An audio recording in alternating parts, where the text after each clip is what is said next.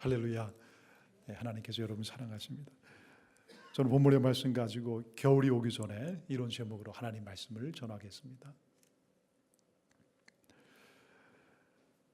지난 금요일부터 날씨가 많이 추워지고 또 눈이 왔습니다. 여러분 다 가정이나 여러분 또 집이 다 괜찮으신지 모르겠습니다. 어젯밤에 저는 잠을 많이 설쳤습니다. 그리고 오늘 어떻게 해야 되는가. 그러다가 아침에 일어나서 차를 타고 교회를 다 둘러보고 또 75번까지 갔다 왔습니다. 왔다 갔다 하면서 제 마음속에 힘들긴 해도 오늘 그래도 예배를 드릴 수 있겠다, 그런 마음을 갖고 오늘 우리가 함께 예배를 드립니다. 여러분, 길이 미끄럽고 참 여러 가지 힘들지만은 그러나 우리가 하나님 앞에 나와서 오늘 이렇게 예배를 드리게 되어서 얼마나 기쁘고 감사한지 모릅니다. 오늘 예배 가운데 더욱 하나님께서 우리에게 주시는 그런 귀한 은혜 또 음성을 받으시는 시간 되시기를 바랍니다. 오늘 이 본문의 말씀 구절을 통해서 디모데에게 사도 바울이 이렇게 얘기를 합니다. 너는 어서 속히 내게로 오라. 또 21절에 보면은 특별히 겨울 전에 너는 어서 오라. 사도 바울의 아주 간절한 그런 애절한 그런 마음을 우리가 이 말씀을 통해서 들을 수가 있습니다. 이 겨울 전에 너는 어서 오라. 이렇게 사도 바울이 간절한 마음을 가지고 특별한 메시지를 주었던 이유가 어디에 있겠습니까? 그것은 바로 사도 바울이 여기 기록한 대로 자기의 마지막이 가까운 것을 알았기 때문에 그런 것입니다. 자기가 세상을 떠나기 전에 가장 사랑하는 나의 영적인 아들 디모데를 자기에게 불러서 그에게 자기의 삶에 그런 하나님의 주신 은혜를 나누고 싶은 그런 간절한 마음이 바로 이 사도 바울의 마음속에 있었던 것입니다. 여기 특별히 겨울 전에 오라고 했죠. 그때는 지중해가 겨울이 되면은 얼어서 배가 다닐 수가 없었습니다. 사도 바울은 지금 로마의 그런 감옥에 갇혀 있죠. 이 겨울 전에 내가 와야 지중해가 얼기 전에 나를 만날 수 있을 것이다. 그런 마음을 가지고 이 편지를 쓴 것입니다. 늦가을 디모데는 이탈리아 로마로 가는 그런 배를 타려고 합니다. 그러나 그가 바닷가에 이르렀을 때 이미 마지막 배가 떠나버린 상태가 됩니다. 그리고 그는 몇 개월 후에 그 다음 해의 봄에 가장 첫 번째 배를 타고 자기의 사랑하는 그 영적인 스승이 있는 그런 로마로 가게 되고 그리고 그 감옥에 이르게 됩니다. 그는 간수를 만나서 말합니다. 내가 바울을 만나러 왔습니다. 그럼 당신이 디모데입니까? 예, 맞습니다. 당신의 스승 바울이 당신을 그렇게 그토록 기다렸는데 사실 당신의 스승은 이미 이 땅에 없습니다. 당신의 스승이 얼마나 당신을 그렇게 애타게 기다렸는지 모릅니다. 내가 음식을 그에게 가져다 줄 때마다 그는 나에게 혹시 나의 사랑하는 아들 이 디모데가 왔는가? 그렇게 많이 물었습니다. 결국 이 바울은 디모데를 보기 전에 옥중에서 끌려 나와서 순교 교수형을 당하게 됩니다. 마지막으로 그 아들을, 그 사랑하는 아들을 정말 보기를 원했던 그런 사도 바울의 마지막 꿈은 이루어지지 않게 되죠. 디모데는 그런 이야기를 듣고 그리고 이 사도 바울이 묻혀 있는 그런 이 무덤으로 가게 됩니다. 그리고 울면서 그러면서 그 마지막을 보냈을 이 바울을 생각하는 거예요. 내가 이제 순교하고 이 땅을 떠나게 되지만 그러나 나는 하늘에 가는데 너도 나처럼 그렇게 끝까지 너의 신앙을 지키고 이 땅 가운데 살다가 내가 있는 하늘에 오기를 원한다. 아마 그런 이의 음성을 아마 디모데가 그 마음속에 들었을 것입니다. 여러분, 왜 이 노사도가 겨울 전에 before winter 디모데를 보기로 원했을까? 오늘 이 본문에 보면 참 그 사도 바울의 그 마지막 이 디모데에게 주는 그런 마음을 우리가 절절히 읽을 수가 있습니다. 여러분, 우리가 오늘 참 이미 우리는 이 겨울 안에 들어왔죠. 그러나 여러분, 이 개인의 삶에도요, 1년에 겨울이 있듯이 우리 개인의 인생 가운데서도 겨울이 이렇게 찾아오게 됩니다. 이런 인생의 이런 겨울을 우리가 바라보고 또 맞이하는 그런 인생을 살아가면서 하나님 오늘 우리에게 주신 음성이 무엇인가? 우리 함께 은혜를 받기 원합니다. 첫째, 이 사도 바울은 인생의 겨울이 오기 전에 관계를 회복하려고 했습니다. 그는 지금 이 추워져가는 로마의 감옥에 그렇게 갇혀 있습니다. 그리고 유일하게 그 옆에는 의사 이 누가만이 그와 함께하는 것입니다. 그래서 그는 이 마가를 데리고 오라고 하는 거예요. 그러니까 인생의 가장 고독한 겨울을 맞이하고 있는 것입니다. 10절에 이렇게 말씀합니다. 데마는 이 세상을 사랑하여 나를 버리고 데살로니가로 떠났고 디모데는 달마디아로 갔으나 이제는 누가만 나와 함께 있느니라. 자기와 함께 했던 모든 사람들이 이제 자기를 다 떠나는 그런 참 어려운 가운데 그런 마지막 겨울을 맞이하고 있는 것입니다. 혼자 겪는 괴로움이 그에게 더욱 추위를 느끼게 하는 것입니다. 그런데 이때 그는 자기의 삶을 돌아보는 것입니다. 그러면서 그의 마음속에 마가가 그의 마음속에 계속해서 사라지지 않는 거예요. 11절에 보면 누가만 나와 함께 있느니라. 내가 올 때에 마가를 데리고 오라. 그가 나의 일에 유익하니라. 마가를 데려오는 것이 이제 나에게 정말 유익하고 필요하다. 그렇게 오늘 말씀을 하고 있는 것입니다. 여러분, 이 마가는요, 어렸을 때부터 예수를 믿었습니다. 그리고 사도 바울이 1차 전도 여행을 할 때 참 어린 나이지만 사도 바울과 동행했고 함께 그 참 어려운 그런 전도를 했던 그런 사람입니다. 그런데 그 전도 여행 도중에 웬일인지 함께 전도할 것을 포기하고 도중에 예루살렘으로 돌아가게 됩니다. 학자들은 얘기하기를 아마 그가 사도 바울의 1차 전도 여행 때 밤빌리아라는 그런 곳에서 뜻하지 않게 몸에 질병을 얻었을 것이다. 몸이 아팠기 때문에 열병으로 한 2주 정도 그가 고생하고 그런 가운데 사도 바울이 옆에서 그를 위해서 기도하고 간호를 해줬을 것이다. 그래 그가 참 어려운 가운데서 병이 낫게 되었을 때 사도 바울을 외면하고 그 아직도 연약하고 약하기 때문에 다시 아마 예루살렘으로 돌아갔을 것이다. 그렇게 얘기합니다. 여러분, 사도 바울의 입장에서는 믿고 그와 함께 참 그 어려운 이 전도 여행을 떠났던 그 어려운 가운데서도 정말 그 전도 여행 가운데서도 그를 위해서 기도해주고 그 열병을 치료했던 그런 그 믿었던 그가 결국 자기들을 부인하고 다시 예루살렘으로 돌아갔을 때 굉장히 마음속에 섭섭하고 실망하는 그런 마음을 가졌을 것입니다. 그리고 나서 얼마 있다가 이제 1차 전도여행을 마치고 2차 전도여행을 하러 갈 때 그때 마가가 다시 사도 바울을 찾아오게 됩니다. 그러면서 사실 제가 지난번에는 참 여러 가지 어려움 때문에 도중에서 포기했지만 이제 제가 끝까지 전도여행을 하겠습니다.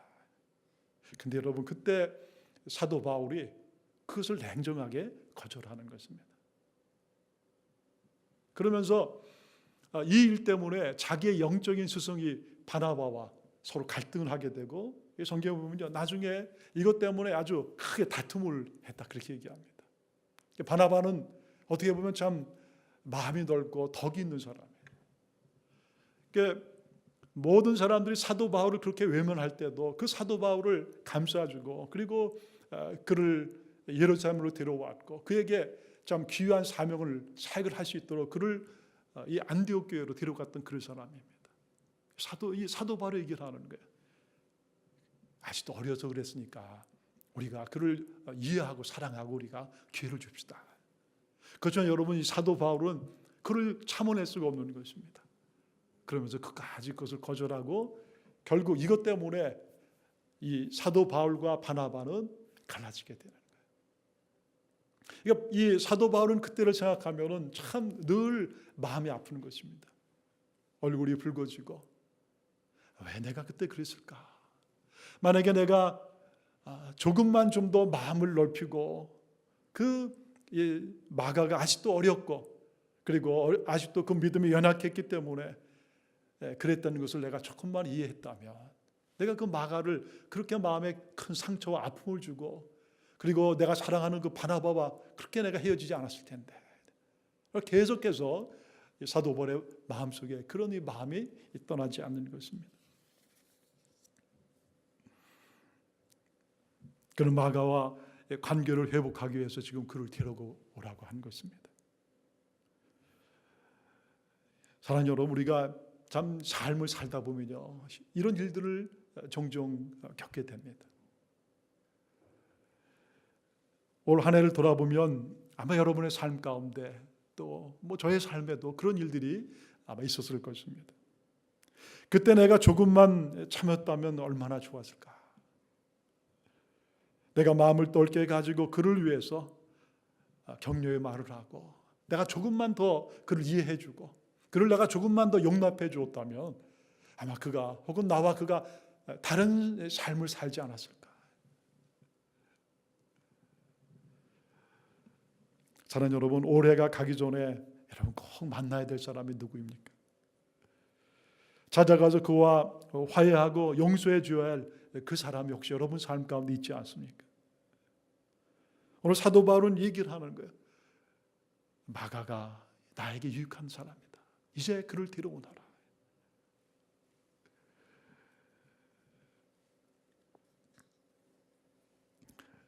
남아프리카의 이 바벤바 부족 사회에서는 거의 다른 사람들한테 나쁜 일을 하는 일이 없다고 합니다. 여러분, 그 부족에는 아주 특별한 그런 전통이 있다고 합니다. 어떤 사람이 사람들한테 잘못을 하거나 죄를 짓거나 그러면은 바로 그 사람을 가두거나 그 사람을 아주 죄인으로 취급하지 않고, 그 잘못한 사람을 데려와서 모든 부족원들이 그를 둘러싸고 이런 의식을 한다고 그래요. 날을 정하고 그 잘못한 그 죄인이죠, 그 사람을 마을의 가장 중요한 광장에 부르고 거기 세웁니다. 그리고 나서 모든 그런 부족원들이 그 사람을 중심으로 다 둘러싸는 거예요. 그 여러분, 그 사람이 도둑질을 했던 혹은 누구를 때렸던 얼마나 그 마음속에 참 미안하고 부끄러운 마음이 들겠습니까? 근데 사람들이 그 사람에 대해서 이 나쁜 얘기를 하지 않고 그 사람을 둘러싸면서 서로 한마디씩 하는 거예요. 어떤 얘기를 하느냐? 어렸을 때부터 지금까지 그 사람의 삶 가운데 자기들이 보았던 이들을 얘기를 하는데, 참 자기들이 볼 때 그 사람이 잘했던 일들을 얘기를 해주는 것입니다. 여러분, 한 마을에서 참 10년, 20년을 자랐으니 얼마나 잘 알겠습니까? 그 사람의 삶 가운데 참 이런 착한 일을 했고, 그가 우리 집에 참 누가 이렇게 어려웠고 아팠을 때 와서 이런 도움을 주었고, 또 내가 보니까 그 사람이 아무도 모를 때 자기의 부모님에게 이런 참 좋은 일을 했습니다. 이런 것들을 서로 얘기를 하는 것입니다. 근데 여러분, 이렇게 얘기할 때 그 사람에 대해서 비난하거나 혹은 불만을 얘기하지 않는다고요. 그저 그 사람에 대해서 정말 내가 경험했던 가장 귀한 얘기들을 계속 해주는 것입니다. 그렇게 시간을 정해서 며칠을 한다고 그래요. 그리고 나서는 맨 마지막에 모든 이 부족들이 축제를 한다는 것입니다. 그리고 다시 그 사람을 자기의 이 부족에 사랑하는 사람으로 그를 맞아들인다는 것입니다. 근데 여러분, 놀라운 것은 이런 과정을 통해서 그 사람의 이 마음속에 있는 그런 죄가 하나씩 하나씩 씻겨져 나가고, 그리고 자기의 잘못을 그가 깊이 깨닫게 되고 다시는 그런 일을 하지 않는 아주 놀라운 사람으로 변화된다는 것입니다. 여러분, 오늘 우리가 이 대강절 이 두 번째 주일을 맞이하는데, 여러분, 이 땅에 예수님께서 오신 가장 중요한 이유도 바로 이것 때문에 오신 것입니다. 죄로 인해서 우리가 관계가 다 깨어져 갔고, 사람들의 삶 가운데 서로 아픔과 어려움이 있는 그런 우리들의 인생 가운데 우리 예수님이 찾아오셔서 관계를 회복하시고, 우리 아픔에, 우리 마음에 있는 이런 상처들을 우리 예수님께서 치유하시는 것입니다. 예수님을 세 번이나 모른다고 그렇게 부인했던 그 베드로, 여러분, 예수님께서는 그 베드로에게 한 번도 그를 비판하거나 나무라지 않으셨어요. 그리고 예수님께서 그까지 그를 불쌍히 여기시고 그를 찾아가셨습니다. 그리고 세 번이나 내가 나를 사랑하느냐, 그 베드로의 그 마음에 있는 그런 죄의식을 예수님께서 하나도 말씀하지 않고 덮어주신 것입니다. 덮어주시고, 그리고 그의 예수님에 대한 그 자존감을 다시 회복시켜 주시는 것입니다. 그러면서 예수님께서는 그에게 내가 나를 사랑하느냐, 내가 나를 사랑하느냐, 그것을 물으시고, 그리고 그에게 참으로 주님을 사랑하기 때문에 그가 가장 하기 원하는 그런 인생의 사명을 회복시켜 주시는 거예요. 내 양을 먹이고 내 양을 치라. 내가 나를 사랑한다면 내가 너에게 가장 원하는 것은 바로 나의 어린 양들을 새가 사랑하고 돌보는 것이다. 여러분, 예수님께서는 사랑으로 그의 잘못을 덮어주시는 것입니다. 이것이 베드로가 다시 회복되고 일어나게 된 가장 중요한 계기가 된 거예요.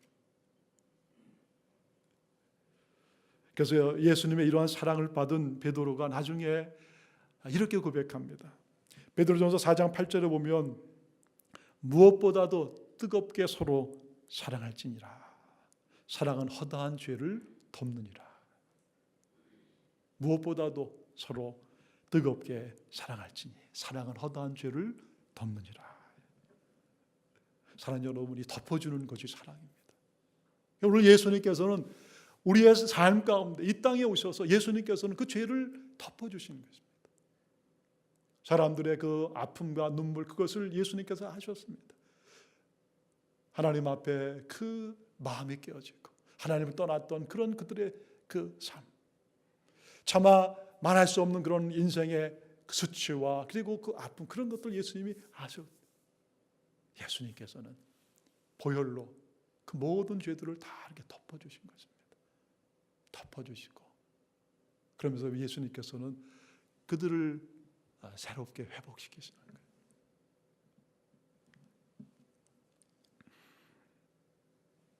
예수님이 십자가에서 우리를 위해서 죽으시고, 그리고 그 예수님께서 그 보혈로 우리의 모든 이 더러운 죄들을 다 덮어주시고, 그리고 여러분을 회복시켜 준 거 아니에요.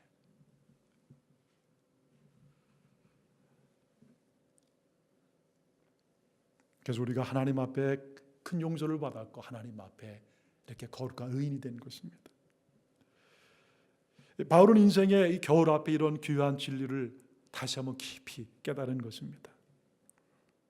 그리고 마가에게 그 마음에 친 그런 빛을 갖기 위해서 그 마가를 데리고 오라고 그렇게 얘기한 것입니다. 사랑하는 여러분, 오늘 저와 여러분 참 우리의 삶에 참 이 겨울 다가오잖아요. 오늘 우리의 삶을 돌아보면서 여러분의 마음속에 혹시 누군가와 이런 관계에 아픔이 있고 어려움이 있고, 그리고 내가 참 그 일 때문에 괴로워한 그런 마음이 있다면 오늘 여러분, 오늘 주님의 음성을 들을 수 있기를 바랍니다. 그래? 덮어주는 것이 사랑이에요.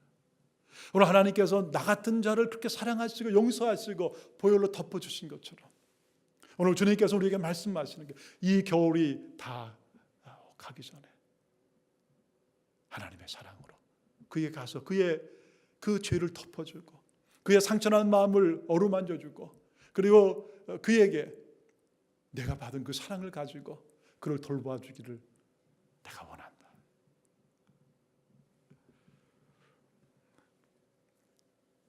여러분, 덮어주는 것이 바로 주님의 사랑입니다. 그리고 그것을 주님 앞에 맡겨드리는 거예요. 사람을 변화시키는 것은 하나님이 하시는 것입니다. 성령이 하시는 것입니다. 그때 그가 변화되는 거예요. 또 하나 이 사도 바울은 인생의 겨울이 오기 전에 깊은 은혜 속으로 들어가려 했습니다. 13절에 보면 이렇게 말합니다. 바울은 이렇게 얘기하죠. 또 책은 특별히 가죽 종이에 쓴 것을 가지고 오라. 여기 말하는 가죽 종이는 바로 비블리아, 바이블, 즉 성경을 말하는 것입니다. 그러니까 네가 올 때 나에게 성경을 가지고 오라. 지금은 인쇄술이 많이 발달하여서 성경책을 우리가 갖고 다니죠. 그러나 그 당시에는 이 성경을 이 두루마리에 썼기 때문에 대부분의 어느 집에 그렇게 보관을 했습니다.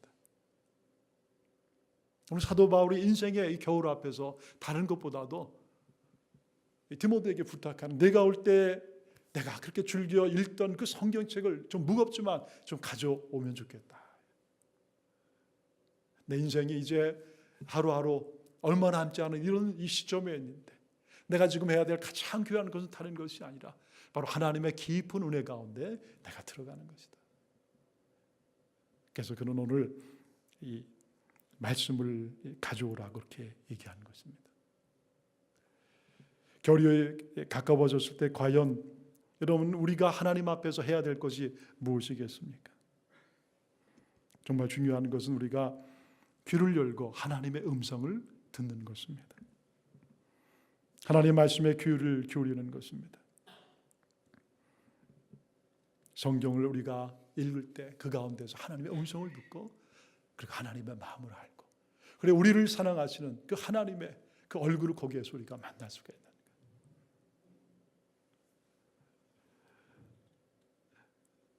마지막 사도 바울은 인생의 겨울 앞에 모든 것을 하나님에 맡기는 그런 고백을 합니다. 14절에 이렇게 말씀하죠. 구리 세공업자 알렉산더가 내게 해를 많이 입혔으니. 구리 세공업자 이 알렉산더는 그 당시에 이 우상을 만들어 파는 그런 사람이었습니다. 근데 사도 바울이 복음을 증거하면서 많은 사람들이 변화되었을 때 그 자기들의 사업에 굉장히 위축을 그가 갖게 됩니다. 사업이 점점 어려워지니까 이것 때문에 사도 바울의 그 사역과 그리고 그의 목회를 굉장히 많이 힘들게 했어요. 그러니까 사도 바울이 그것을 얘기를 하는 것입니다. 그러면서 그는 자기를 괴롭혔던 이 알렉산더 그에 대해서 그렇게 얘기합니다.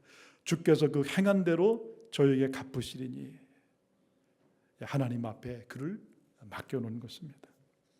내가 더 이상 그것에 신경 쓸 필요도 없고 그를 미워할 필요가 없다고 그렇게 선언하는 것입니다. 주께서 그를 심판하실 것을 그가 알기 때문에. 다만 너희는 그를 주의하라. 여러분 하나의 겨울, 또 인생의 겨울 앞에 혹시 여러분 우리가 아직도 남을 비판하고 있지 않습니까? 혹은 내 삶의 어려움이 다 그 사람 때문에, 남 때문이라고 내가 원망하고 있지 않습니까? 여러분 이 겨울 앞에 우리가 해야 되는 것은 오히려 하나님 앞에 감사하는 것입니다. 그리고 감사할 사람들을 찾아보고 감사할 기회를 내가 갖는 것입니다. 내가 불평하는 그 사람들의 입장을 조금만 내가 한번 바꿔놓고 생각하면 얼마든지 우리는 감사할 수가 있는 거예요. 내가 아내라면 나 같은 그런 남편에 만족할 수 있을까? 내가 남편이라면 정말 나와 같은 그런 아내에 만족할 수 있을까? 내가 부모라면 나 같은 그런 자녀를 두고 행복해 할 수가 있을까? 또 내가 보스라면 정말 나 같은 사람을 놓고 그렇게 함께 일할 수 있을까? 오늘 16절에 이렇게 말합니다. 다 나를 버렸으나 그들에게 허물을 돌리지 않기를 원하노라. 다 나를 버렸으나 그들에게 허물 돌리기를 원치 아니하노라. 여러분 세월이 흐르며 우리의 인생이 점점 나이가 들어가고, 근데 여러분 이제는 우리가 다른 사람들의 그런 허물 속에서 나를 보아야 될 그런 시간입니다. 자녀나 배우자에게 잘못이 있어도 그것이 내 탓이라고 해야 될 이제 그런 때가 우리에게 온 것입니다. 실수는 그가 했지만 원인이 내가 있다고 우리가 한 번 생각해 볼 그런 때가 바로 이 겨울 전에 우리에게 있어야 되는 그런 때인 거예요. 우리 인생에 반드시 겨울이 오는 것입니다. 현재도 우리가 겨울이 오고 있죠. 그러나 우리 인생에 반드시 겨울이 오는 것입니다. 우리 인생에 여러분 가정 생활에도 겨울이 오는 것입니다. 부부의 삶에도 겨울이 오는 것입니다. 20년, 30년 살면은 모든 것이 다 그냥 자동으로 되는 것처럼 느껴지지만 그러나 혼자 집을 지켜야 될 그 날들이 우리의 삶 가운데 다가오는 것입니다. 부부의 삶에도 겨울이 오고 자녀들의 삶과에도 겨울이 오는 것입니다. 여러분 예배의 삶에도 겨울이 찾아오게 되는 것입니다. 우리의 인생 가운데 예배를 그리워할 날이 반드시 오게 되는 것이죠. 교회에서 봉사하고 아이들을 가르치고 속회를 섬기고 비전을 이루고 신방을 하고 성가대원으로 찬양하고 봉사하는 모든 삶 가운데서 반드시 겨울이 찾아오는 것입니다. 우리 인생이 일방통행이고 한 번 지나면 다시 돌아올 수 없는 것이 바로 우리의 인생입니다. 오늘 주님 우리에게 말씀하십니다. 겨울 전에 우리가 어떻게 살아야 되는가? 겨울 전에, 더 늦기 전에 용서하라. 더 늦기 전에 용서하라. 더 늦기 전에 사랑하고 섬기라. 겨울 전에 하나님의 말씀을 더욱 귀히 여기고 그리고 그 은혜 가운데 깊이 들어가라. 더 이상 원망하고 불평하고 살지 말고 오히려 감사하며 살아가라. 다 하나님 앞에 맡기라. 다 하나님 앞에 맡기라. 겨울 전에 오늘 주님께서 우리에게 말씀하십니다. 같이 기도하겠습니다.